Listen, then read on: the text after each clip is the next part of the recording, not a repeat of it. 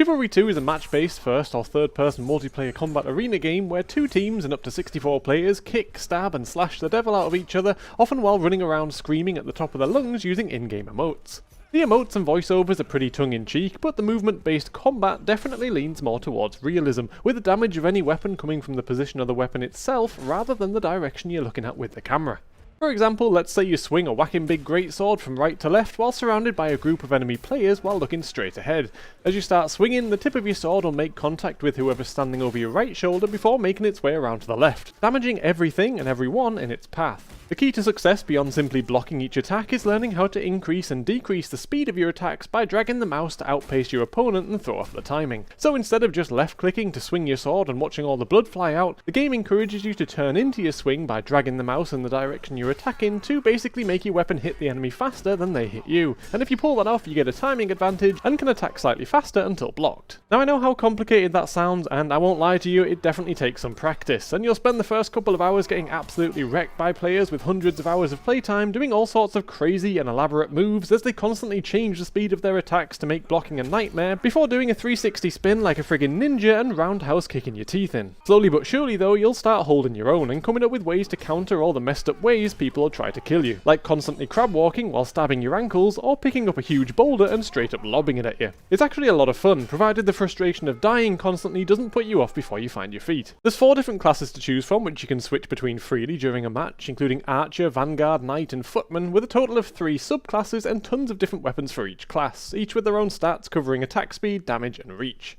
There's also a ranking system that lets you level up and unlock new cosmetic items that let you customize your clothes and weapons, but beyond getting good at the game and unlocking new weapons and cosmetics, that's about as far as the progression goes, which is pretty standard for an arena-based game. There's 8 different maps in rotation right now, and they didn't hold off on the eye candy in the design process, with an impressive array of streams, grasslands, boggy marshes and even night maps, and the amount of detail pretty much everywhere you look is hard to ignore. Still though, beneath all the detail and impressive medieval brutality, it's basically a simple shoebox arena game best played when you don't really feel like thinking all that much and just want some instant action and laughs to pass the time. But despite many of the game modes having objective-based combat such as pushing battering rams and rescuing prisoners, the goal is basically just to kill the other team, with the objective serving more as a way to keep everyone together in one place so you don't have to run for 5 minutes to find the next fight. Finding and joining a match is quick and easy, and you spawn in already at full sprint charging towards the enemy. The whole game is designed to get you into the action as quickly as possible, and for what it does a good job. And with the epic exclusivity deal coming to an end sometime in June, with a Steam release expected sometime shortly after, soon might be a good opportunity to jump in and play against other new players once the Steam release drops. So overall, we recommend the game, but you might want to keep it on your Steam wishlist and wait for the release if you're not a fan of the Epic Game Store, or if you're watching this after it's already come out on Steam, then it's a solid recommendation from us as a fun way to pass the time.